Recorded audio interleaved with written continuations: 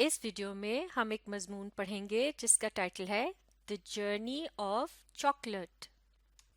The journey of chocolate यानी chocolate का सफ़र, यानी चॉकलेट जो है उसे किस तरह से बनाया जाता है और वो जो हम तक पहुंचती है और जिस हालत में हम उसे देखते हैं और फिर हम उसे मज़े मज़े से खाते हैं, मीठी मीठी चॉकलेट, वो दरअसल बनती किस तरह से है। तो ये वो सफ़र है कि जिसकी यहाँ बात हो रही है। मिलकर जानते हैं इसके मुतालिक। आप भी पढ़िए। We have all eaten chocolate, but not many of us know where it comes from. We have all eaten chocolate, यानी हम सबने चॉकलेट तो खाई हुई है, but not many of us know, लेकिन हम में से ज़्यादातर जो हैं वो इस बात को नहीं जानते where it comes from, कि ये आती कहाँ से है, और how it is made, और ये बनती कैसे है। Chocolate has been around for almost 2000 years, यानी चॉकलेट जो है ये तकरीबन 2000 साल पहले से यानी इस दुनिया में मौजूद है, या इस्तेमाल हो रही है, या उसे बनाया गया था।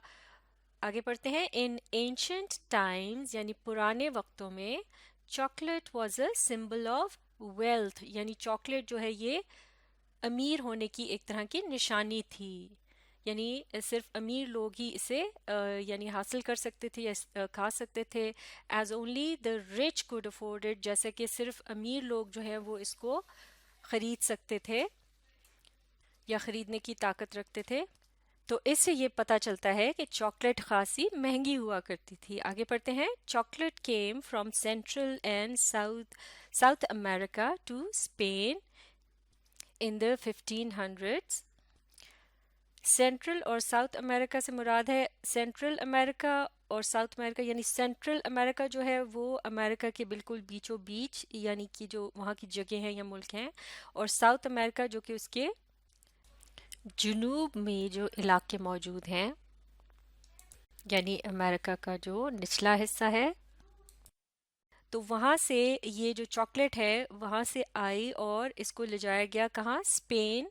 और सन क्या था ये, 1500। और इसके साथ जिस तरह आप देख रहे हैं छोटा सा एस लिखा हुआ है, जब किसी सन के साथ इस तरह छोटा सा एक एस लिख दिया जाता है, इससे मुराद है कि ये जो सन यहाँ लिखा हुआ है जैसे 15, इसके बाद के जो साल थे जैसे 1501, 2 और इससे लेके आगे तक जो मजीद साल थे उनमें से जो ये अरसा है उस दौरान ये वाकया हुआ, यानी चॉकलेट को जो इस तरह से ले जाया गया स्पेन तक। आगे पढ़ते हैं। थ्रू स्पेनिश एक्सप्लोरर्स, यानी स्पेन से ताल्लुक़ रखने वाले जो खोजी थे, जिसका मतलब होता है यानी जो चीज़ों को तलाश करते हैं या मुख्तलिफ जगहों पर जाकर मुख्तलिफ चीज़ें वगैरह ढूंढते हैं।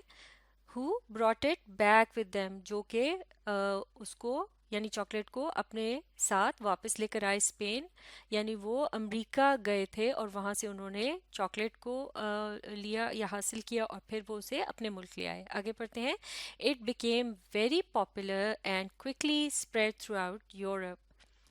ये बहुत ज़्यादा मशहूर हो गई और बहुत जल्दी पूरे यूरोप में फैल गई।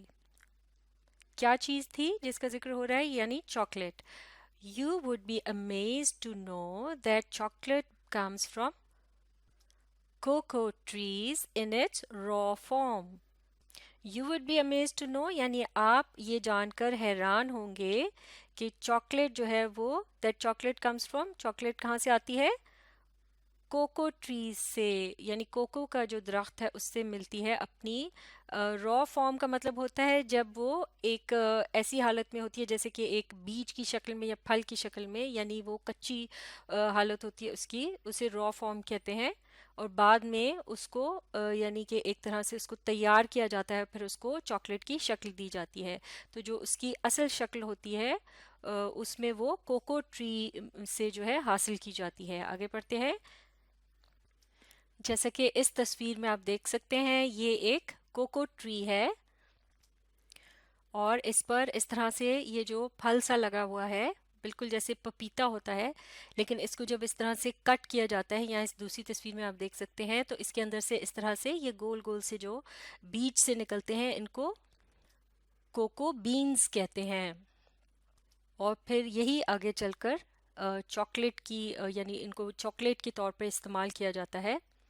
माफ़ कीजिएगा, इनकी मदद से चॉकलेट को बनाया जाता है।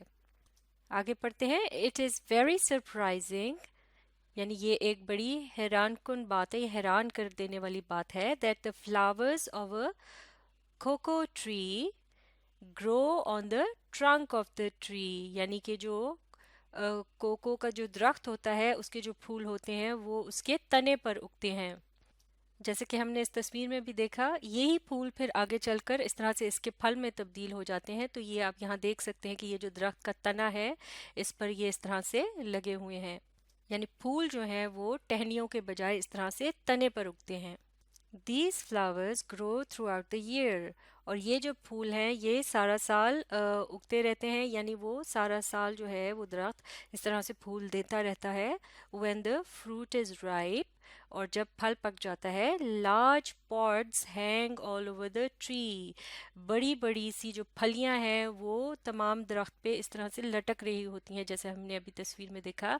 Each pod contains 20 to 40 beans, और हर एक जो उसकी फली होती है वो बड़ी सी जो आपने भी तस्वीर में देखी, ये जैसे कि एक जो इसकी फली है जैसे आधा काट दिया गया है, इसमें कितने बीज निकलते हैं, एक फली में से 20 से 40 जो है बीज या बीन उसके निकलते हैं।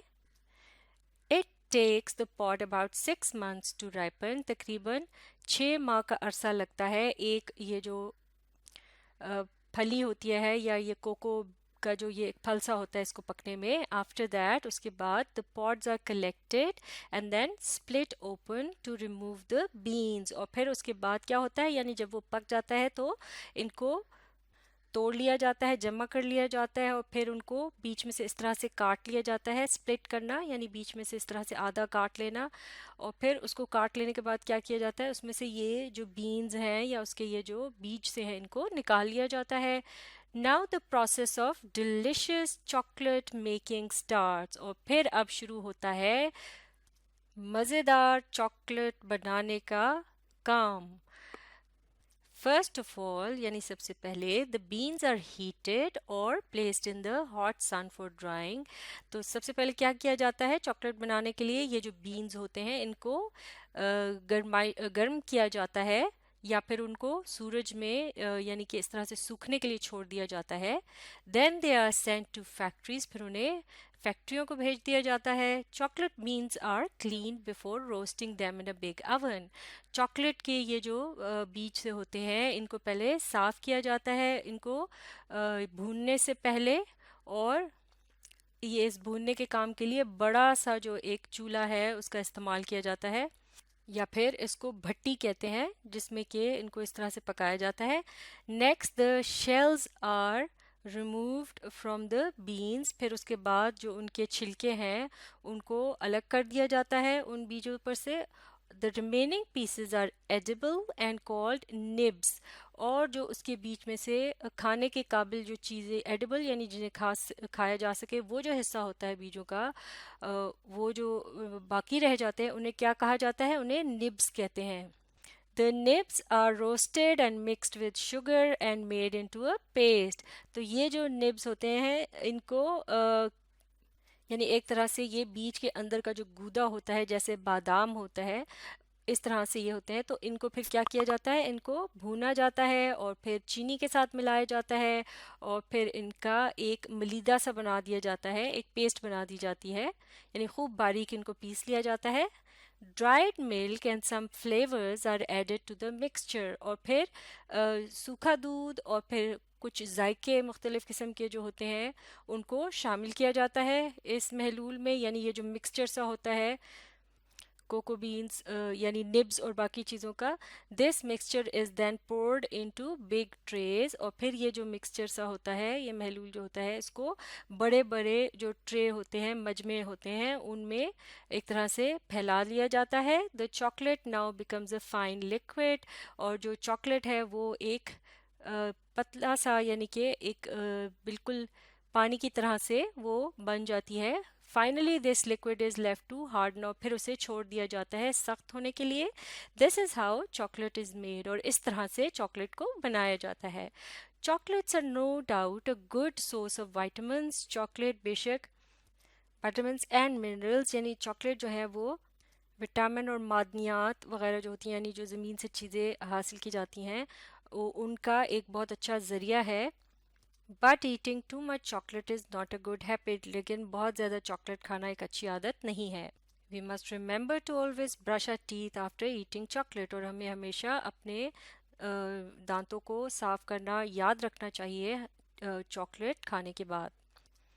इस मजमून से मुतालिक सवाल जवाब को अगली वीडियो में कवर किया जाएगा। आप इसे रीप्ले कीजिए और इसके साथ साथ पढ़ने और समझने की कोशिश जारी रखिए।